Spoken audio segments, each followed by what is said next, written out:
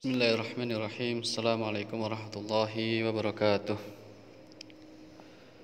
Alhamdulillah wassalatu wassalamu ala Rasulillah wa ala alihi wa ashabihi wa man tabi'ahum ihsanin ila yaumil qiyamah, amma ba'du. Anak-anakku semuanya, kelas 9 SMP IT Bina Insani, Pondok Pesantren Tahfidzul Quran Al-Azam Gunung Pati yang saya cintai karena Allah Subhanahu wa taala. Segala puji bagi Allah Subhanahu wa taala yang mana atas nikmatnya kita masih dipertemukan kembali, kita masih mampu untuk sedikit belajar bertahap demi tahap mengangkat kebodohan yang ada pada diri kita dan pada diri orang lain. Ini sebuah nikmat dari Allah Subhanahu wa taala. Anak-anakku semuanya kelas 9 yang saya cintai karena Allah SWT, insyaallah pada pertemuan kali ini kita akan lanjutkan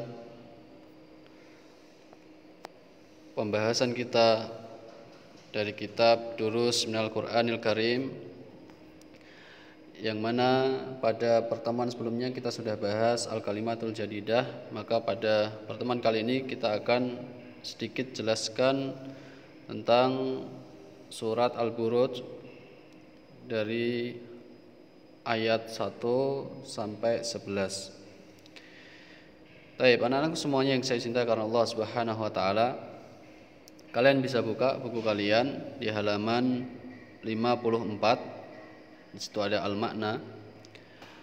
Kita mulai. Aqsamallahu bis-sama'i dzatil buruj. Allah bersumpah dengan langit yang memiliki gugusan bintang. Al-Buruj di sini anak-anak semuanya, Al-Buruj itu para ulama sebagian mengartikan Al-Buruj adalah artinya manazil al-qamar, yaitu tempat-tempat yang dilewati oleh rembulan.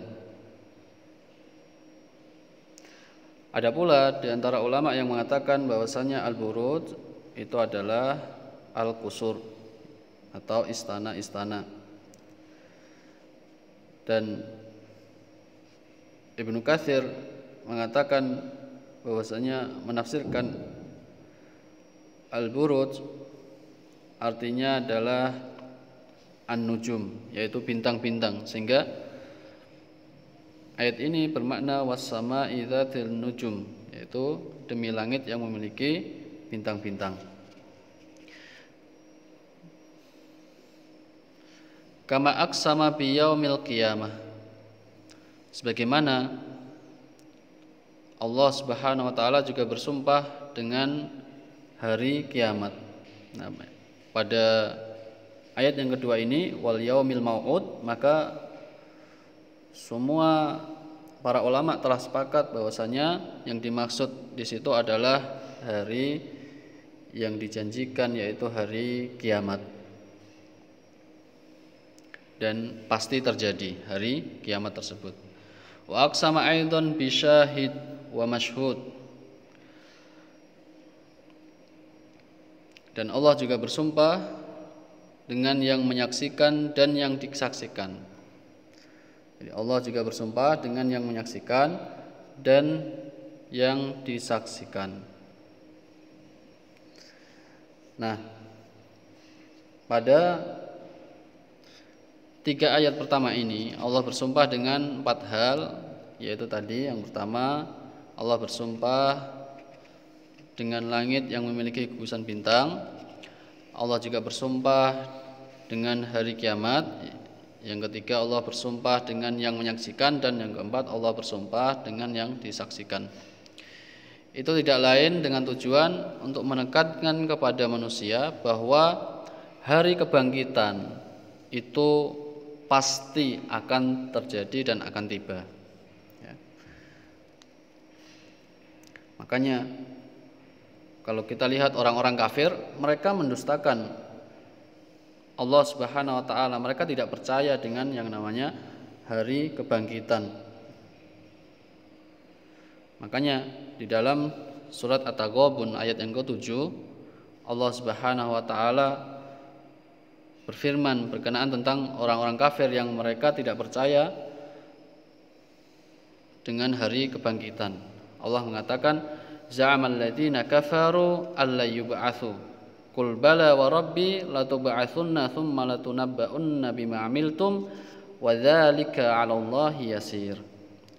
Orang-orang kafir mengira bahwasannya mereka tidak akan dibangkitkan. Qul bala wa rabbi, katakanlah wahai Muhammad, tidaklah demikian, demi Tuhanku, latub'atsunna tsumma latunabba'unna bima 'amiltum, kamu pasti dibangkitkan kemudian diberitakan semua yang telah kamu kerjakan. Wa dzalika 'alallahi yasir, dan yang demikian itu bagi Allah itu mudah, sangat mudah. Baik, anak-anak semuanya yang saya cintai karena Allah Subhanahu wa taala. Kemudian kita lanjutkan. La'anallahu ashabal ukhdud alladzi wada'un nar al-mushta'ilah fil ukhdud wal qaw fiha al-mu'minin wa jalasu haulahu yanzuruna ilal mu'minina wa hum yahtarikun.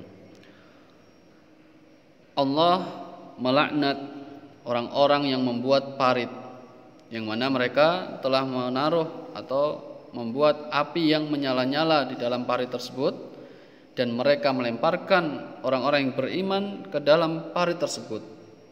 Artinya orang-orang yang beriman ini dibakar ke dalam parit yang sudah dinyalakan api. Sementara mereka, yaitu orang-orang kafir tersebut, mereka duduk-duduk di sekitar parit melihat orang-orang mukmin yang dibakar.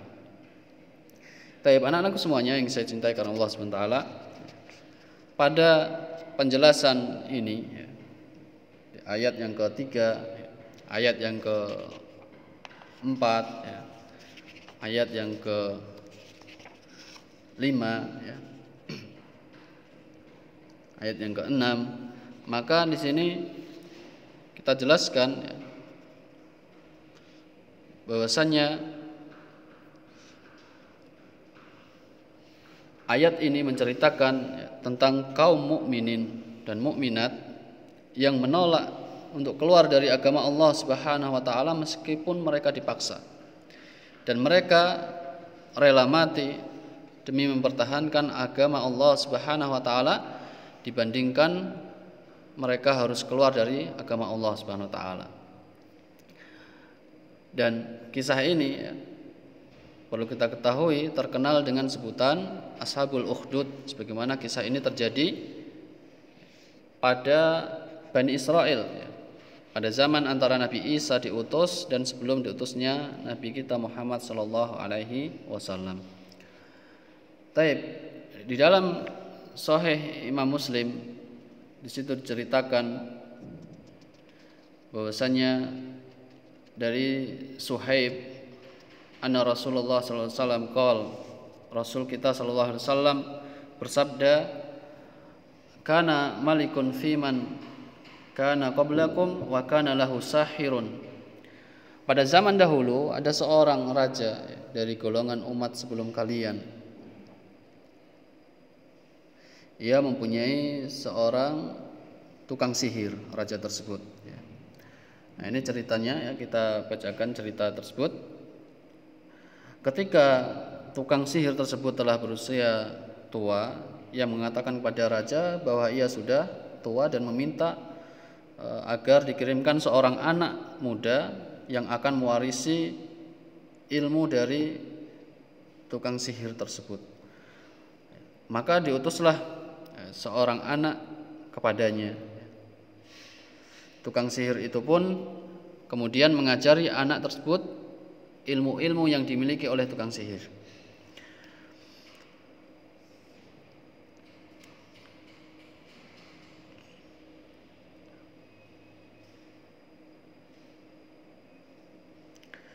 Di tengah perjalanan, kita lanjutkan ya. anak ini kemudian bertemu dengan seorang rahib, yaitu seorang rahib atau pendeta. Maka ia pun duduk bersama sang rahib tersebut dan mendengarkan nasihat-nasihat dari sang rahib tersebut. Maka pemuda ini ya, dia sangat takjub dengan nasihat-nasihat yang disampaikan oleh sang rahib, sehingga sebelum ia mendatangi atau berguru kepada tukang sihir untuk belajar sihirnya, ia menemui sang rahib dahulu dan duduk bersamanya. Maka ketika pemuda ini terlambat mendatangi tukang sihir, pemuda ini kemudian dipukul oleh tukang sihir ini. Lalu pemuda ini pun mengadukan kepada sang rahib tentang apa yang telah dilakukan oleh tukang sihir ini ketika dia terlambat. Maka sang rahib ini berkata kepada pemuda ini, ya, jika engkau khawatir pada tukang sihir tersebut, katakan saja bahwa keluargaku menahanku. Ya. Jika engkau khawatir pada keluargamu, katakanlah bahwa tukang sihir telah menahanku. Fa bainama huwa kadzalik id ata ala dabbatin azimatin qad habasatin nas. Maka pada suatu hari, ketika ia berada dalam kondisi yang demikian itu, ia tiba di suatu tempat.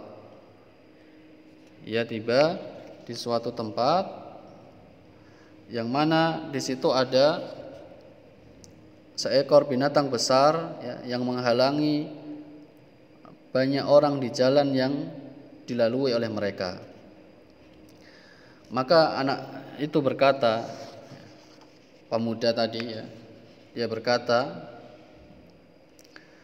al-yauma a'lamu sahir afdalu amir rahib afdal fa akhadha hajaran faqala Allahumma in kana amru rahib ahabbu ilaik min amri sahir faqtul hadhihi dabbah hatta yamdiyan nas.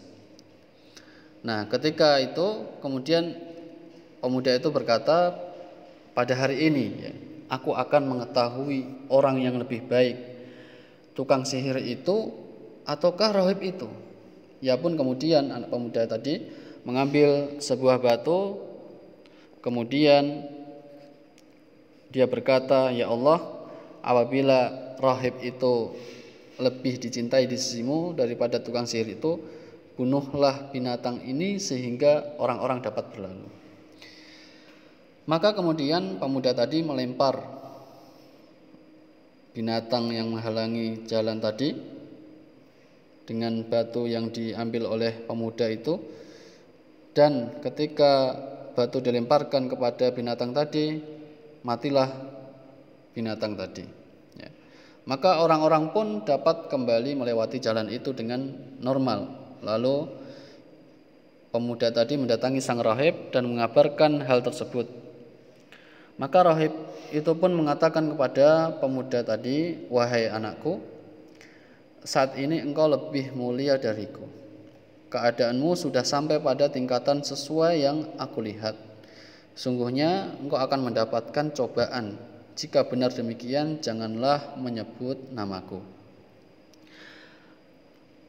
Maka anak itu menjadi orang yang dapat kemudian menyembuhkan beberapa penyakit, diantaranya bisa menyembuhkan orang yang buta dan berpenyakit kulit. Ya, ia pun pemuda tadi juga dapat menyembuhkan orang-orang dari berbagai macam penyakit.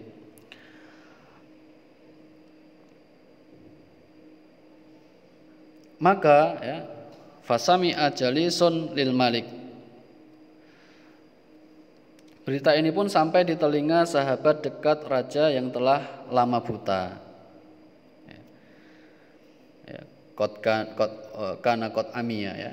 Jadi orang dekat raja ini dia buta.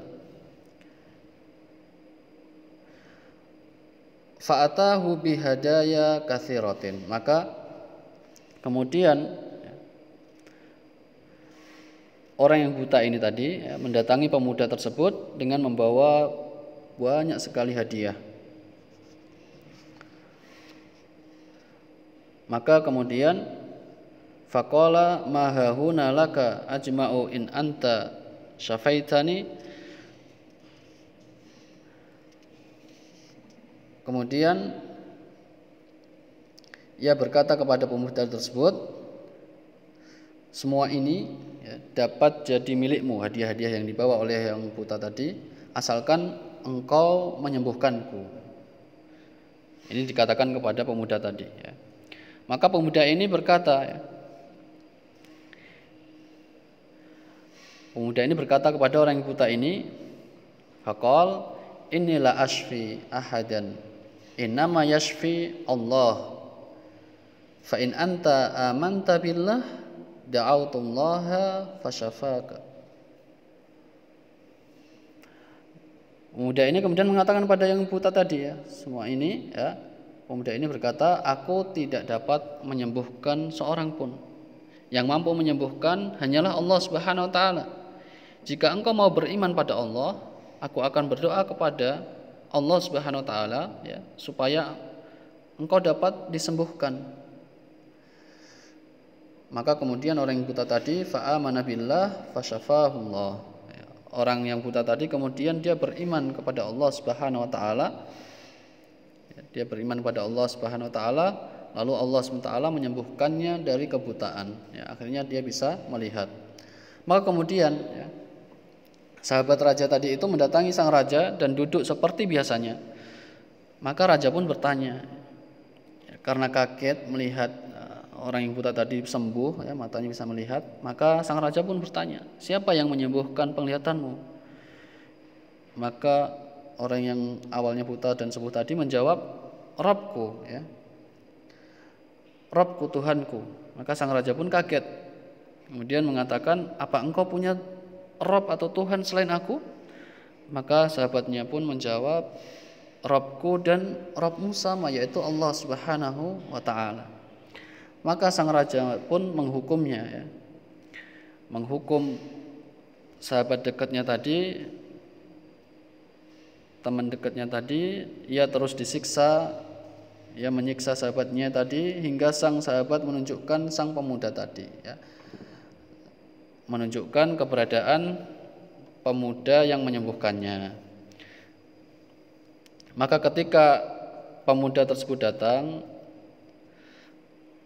raja kemudian berkata kepadanya, wahai anakku, telah sampai kepadaku berita mengenai sihirmu yang dapat menyembuhkan orang buta dan berpenyakit kulit, serta engkau dapat melakukan ini dan itu.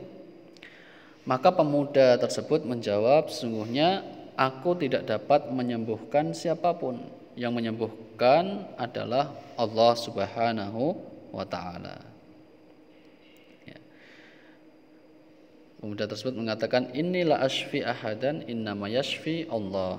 Sungguhnya yang bisa menyembuhkan adalah Allah Subhanahu wa ta'ala. Mendengar hal itu, raja lalu menghukum sang pemuda tadi. Ia terus menyiksanya sehingga sang pemuda memberitahukan kepada sang rahib yang menjadi gurunya, bahwasanya guruku yang mengajari aku seperti ini adalah sang rahib. Ketika kemudian pendeta tadi didatangkan, datangkan di kerajaan, raja pun memerintahkan kepadanya, kembalilah pada ajaranmu. Artinya kepada ajaran yang dianut oleh raja. Maka rahib itu pun menolak. Lalu didatangkanlah gergaji dan diletakkan di tengah kepala sang rahib. Dikasih pilihan, kembali ke agama atau ajaran yang dianut oleh raja, atau ini gergaji akan menggergajimu. Ditaruhlah gergaji mesin itu atau gergaji di atas kepalanya, di atas, di tengah-tengah kepala sang rahib. Kemudian dibelahlah kepalanya dan terjatuhlah kepala sang rahib. Karena sang rahib itu tadi tidak mau menuruti permintaan sang raja, maka dibelah kepalanya dari atas itu dan terjatuhlah kepala sang rahib. Setelah itu Sahabat dekat raja didatangkan pula ya, sahabat dekat yang sembuh yang dari kebutaan tadi didatangkan. Ia pun diperintahkan hal yang sama dengan sang rahib. Ya, kembalilah kepada ajaranmu. Maka sahabat dekatnya tadi itu pun enggan. Lantas terjadi hal yang sama, yaitu digergaji ya, kepalanya, dibelah kepalanya dan terjatuh kepala sahabat raja tersebut. Ya. Kemudian tibalah giliran pemuda tadi ya, pemuda tersebut untuk didatangkan. Ia diperintahkan hal yang sama, yaitu untuk kembali kepada apa yang dianut oleh sang raja. Namun pemuda ini tadi dia enggan mengikuti apa yang diinginkan oleh sang raja. Kemudian anak itu, pemuda tadi diserahkan kepada pasukan kerajaan. Ya. Dipersilahkan kepada pasukannya, terserah mau dibunuh dengan cara apa ya. Raja berkata, pergilah kalian bersama pemuda ini ya ke gunung itu.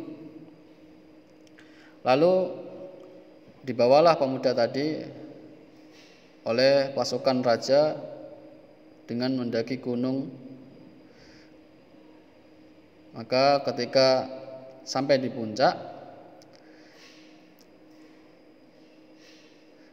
pemuda tadi ditawari jika mau kembali kepada ajarannya maka dia akan dibebaskan, jika tidak maka pemuda tadi akan dilemparkan dari gunung tersebut ya. Kemudian pasukan raja tadi itu pergi bersama pemuda itu dan mendaki gunung. Kemudian pemuda ini berdoa. Ketika pas perjalanan itu mendaki itu, kemudian pemuda ini berdoa, ya Allah, cukupilah aku dari tindakan mereka dengan kehendak-Mu. Maka lantas gunung itu pun berguncang dan semua pasukan raja akhirnya terjatuh. Pemuda itu pun kembali ya, berjalan dengan santai dan mendatangi sang raja. Ketika sampai di hadapannya, raja ini berkata kepada sang pemuda, apa yang dilakukan teman-temanmu tadi? Maka pemuda tersebut menjawab, ya, Allah Subhanahu wa Ta'ala telah mencukupi tindakan mereka. Artinya Allah telah menyelamatkan pemuda tadi dari gangguan pasukan-pasukan raja yang ingin mencelakai pemuda tadi. Lalu ya, pemuda ini dibawa pergi kembali bersama pasukan raja yang lainnya. Raja memerintahkan kepada pasukannya ya, untuk supaya mereka pergi bersama pemuda ini menggunakan sebuah sampan ke tengah lautan ya. Kemudian nanti disuruh atau ditawari dengan kembali kepada ajarannya. Jika mau menerima maka akan dibebaskan, jika dia menolak maka akan ditenggelamkan di tengah lautan. Maka lantas pasukan raja ini pun pergi bersama pemuda ini. Lalu pemuda ini pun berdoa, ya Allah, lindungilah aku dari tindakan mereka dengan kehendak-Mu ya. Maka tiba-tiba ya, sampan yang dinaiki oleh pemuda dan pasukan raja itu terbalik, dan pasukan raja pun tenggelam dan pemuda tadi selamat ya. Kemudian pemuda tersebut kembali mendatangi raja ya. Ketika menemuinya, raja pun berkata pada pemuda tadi, apa yang dilakukan oleh teman-temanmu tadi ya. Apa yang dilakukan oleh teman-temanmu tadi, ma fa'ala ashabuk, apa yang telah dilakukan oleh teman-teman tadi. Maka sang pemuda tadi menjawab, kafanihimullah, Allah telah melindungiku dari tindakan mereka. Kemudian ya, pemuda itu pun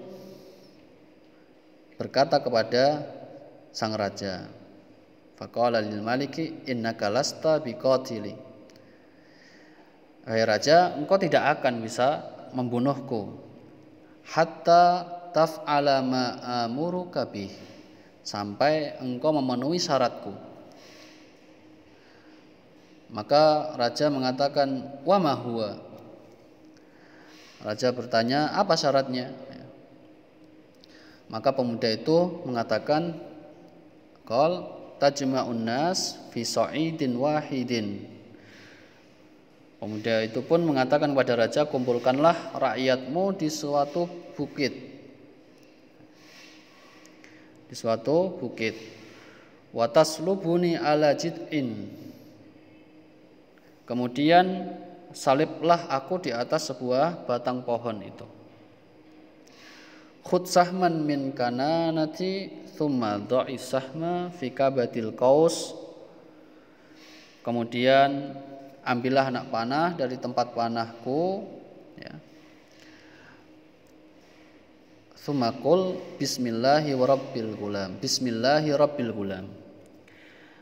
Kemudian katakanlah bismillah rabbil gulam, yang artinya dengan menyebut nama Allah Tuhan dari pemuda ini. Lalu panahlah aku, ya. Jika kata pemuda tadi, jika engkau melakukan itu, engkau pasti akan membunuhku, ya. Lantas kemudian raja pun, ya, mengumpulkan rakyatnya, dikumpulkan di suatu bukit, ya. Pemuda tersebut pun disalib di batang kurma. Sang raja mengambil anak panah dari tempatnya, kemudian diletakkan di atas busur, ya, sesuai dengan apa yang disyaratkan oleh pemuda tadi.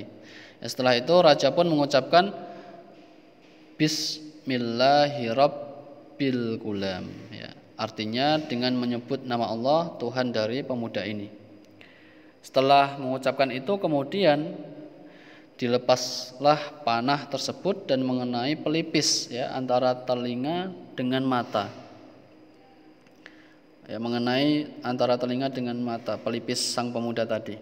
Lalu pemuda tersebut memegang pelipisnya yang tertancap anak panah, lalu pemuda itu pun mati. Rakyat yang berkumpul dan menyaksikan di tempat itu berkata, oh, berarti ada Tuhan lain. Maka mereka serentak mengatakan, kami beriman kepada Tuhan pemuda tersebut. Kami beriman kepada Tuhan pemuda tersebut, ya. Nah, jadi orang-orang itu mengatakan annas, faqala annas, orang-orang masyarakat yang dikumpulkan oleh raja mengatakan amanna birabbil gulam, amanna birabbil gulam, amanna birabbil gulam. Ya, mereka akhirnya beriman kepada Tuhannya pemuda tersebut, ya, rakyatnya. Maka ketika mendengar itu raja pun semakin marah, ya. Semakin marah.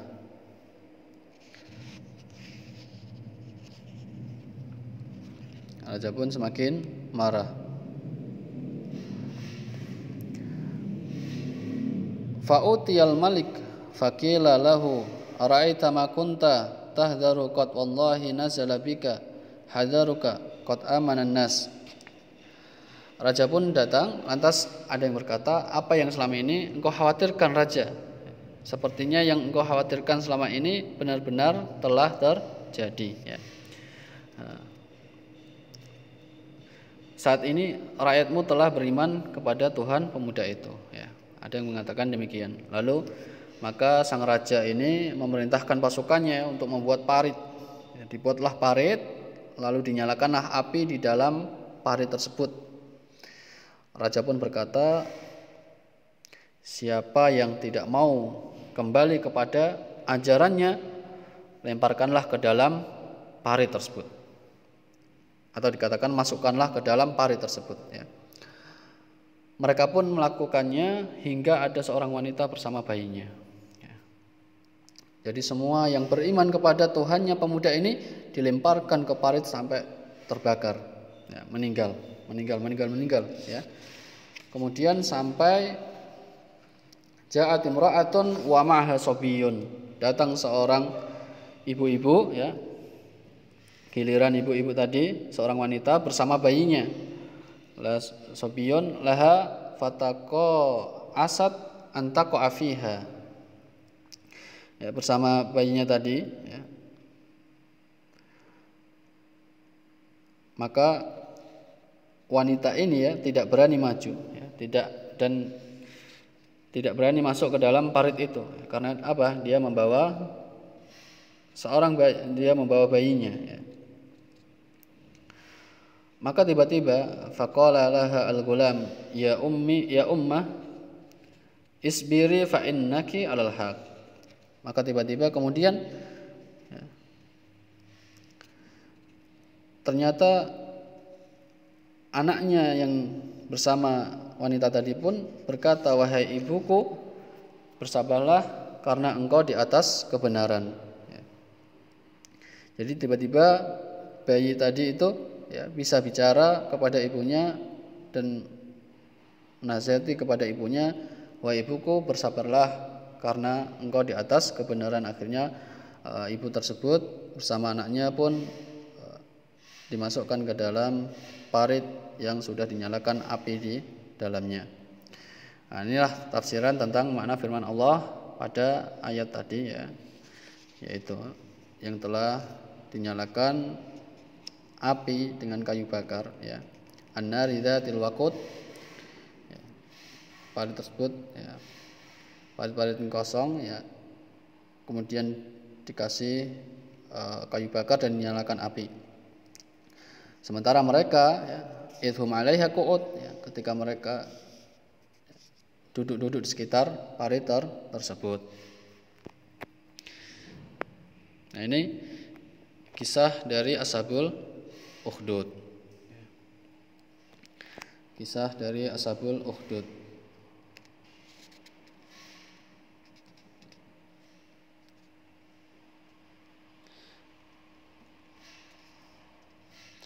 Kemudian kita lanjutkan anak-anakku semuanya. La li jurmin fa'aluhu bal li annahum amanu billahi alladzi la yughlab. Alladzi lahul hamdu fi kulli sifatihi wa af'alihi wa huwa ala kulli syai'in syahid. Tidaklah ya, karena dosa yang mereka telah lakukan ya, akan tetapi karena mereka diadab seperti itu atau disiksa oleh raja seperti itu karena mereka beriman kepada Allah Subhanahu wa taala yang tidak terkalahkan ya. Yang segala pujian hanya milik Allah Subhanahu wa taala pada setiap sifat-sifatnya dan perbuatan-perbuatannya. Dan Dia yaitu Allah Subhanahu wa taala Maha menyaksikan atas segala sesuatu. Jadi wa manaqamu minhum illa ayyuminu billahil azizil hamid. Jadi orang-orang mukmin itu tidaklah disiksa bukan karena melakukan keburukan, bukan karena melakukan kejahatan sehingga membuat raja murka, tidak ya. Akan tetapi raja melakukan itu dikarenakan mereka itu ya, beriman kepada Allah Subhanahu wa taala, dan itu sunatullah ya. Setiap orang yang baik pasti akan dimusuhi sama orang-orang yang buruk. Akan dimusuhi oleh orang-orang yang buruk. Orang-orang yang berada di atas hak, kebenaran, ahlul hak akan selalu dimusuhi oleh ahlul batil. Orang-orang yang mentauhidkan Allah Subhanahu wa taala ya, mereka akan dimusuhi oleh orang-orang yang senantiasa menyekutukan Allah Subhanahu wa taala. Dan ini memang sudah sunatullah ya.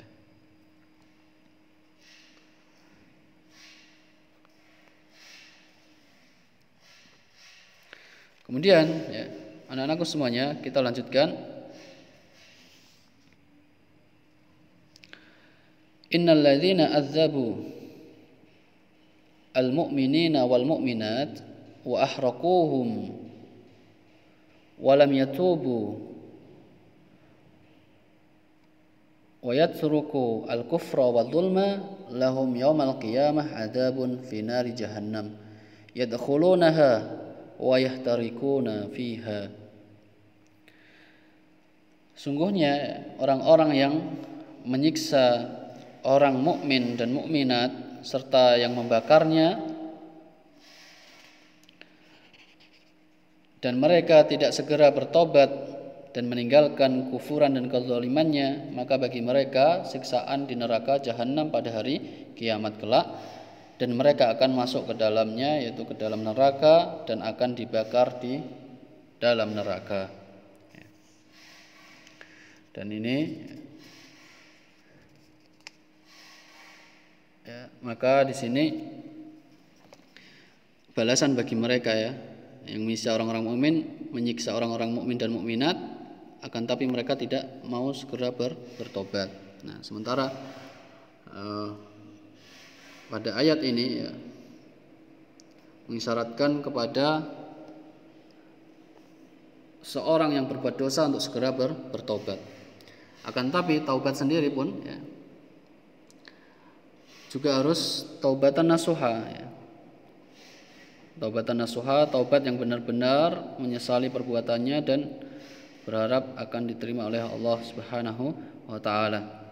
Nah, sementara syarat-syarat taubat sendiri itu kurang lebih ada 5. Yang pertama yaitu ikhlas karena Allah Subhanahu wa taala, itu yang pertama. Yang kedua ya, min syuruti kauni taubah an-nasuha, yaitu dari syarat taubat nasuha an-nadam ala ma hasala minadz-dzanbi ya, dia menyesali dari perbuatan dosanya ya. Menyesali perbuatan dosanya sehingga dia merasa benar-benar bersalah ya. Yang ketiga an yaqla' anidz-dzam ya. Hendaklah dia meninggalkan dosa yang telah dilakukan itu. Apabila dia masih terus melakukan dosa-dosa itu, maka tobatnya tidak diterima ya. Tobatnya tidak diterima. Yang keempat, syarat yang keempat, an ya'zima azman taman ala alla ya'ud ila dzam. Yang keempat, hendaklah dia berazam, bertekad dengan kuat untuk tidak mengulangi dosa tersebut lagi ya. Kemudian syarat yang kelima, supaya taubat yang benar-benar taubat itu diterima oleh Allah SWT, antakuna taubatu fi waqtin atau fi waqti taqabbuli fihi taubah ya. Hendaklah ketika dia bertobat itu di waktu di mana masih diterimanya taubat. Ya, jadi di waktu di mana taubat itu masih diterima oleh Allah Subhanahu wa taala.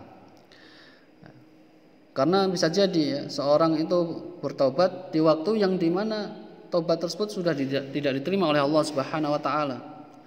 Ya. Maka ini pada dua keadaan, yaitu ya, keadaan pertama ketika dia tidak bakal tobatnya diterima, idza hadarahul maut, ketika kematian sudah menghampirinya, maka tobat seorang hamba ini tidak akan diterima oleh Allah Subhanahu wa taala. Kemudian yang kedua yaitu idza tala'atis syams min maghribiha ya, ketika matahari telah terbit dari barat, maka tobat seorang hamba ini tidak akan diterima. Makanya kita falabuda minal mubadarah bitaubah ya, bersegera untuk taubat, li'annaka la tadri fi ayyi waqtin yahdurukal maut, karena kita tidak tahu, kamu tidak tahu ya, kita semuanya tidak tahu kapan ya, maut itu akan menghampiri kita, menghampirimu. Maka kita hendaklah segera bertobat dari dosa yang telah kita perbuat ya. Ammal mu'minuna as-salihun fahum fi jannat tajri min tahtihal anhar, dzalika huwan najah wal falah al-kabir. Adapun orang-orang yang beriman yang soleh, maka mereka ada di dalam surga-surga yang mengalir di bawahnya sungai-sungai. Itulah keberhasilan dan kemenangan yang besar ya. Ini ayat yang ke-11 ya. Maka menjelaskan bahwasanya meskipun orang-orang mukmin itu disiksa dan dibunuh, sungguhnya itulah kebaikan bagi mereka. Allah ingin menyegerakan kelezatan dan kenikmatan bagi mereka dengan cara mewafatkannya daripada harus terus hidup tanpa adanya kenikmatan yang dirasakan.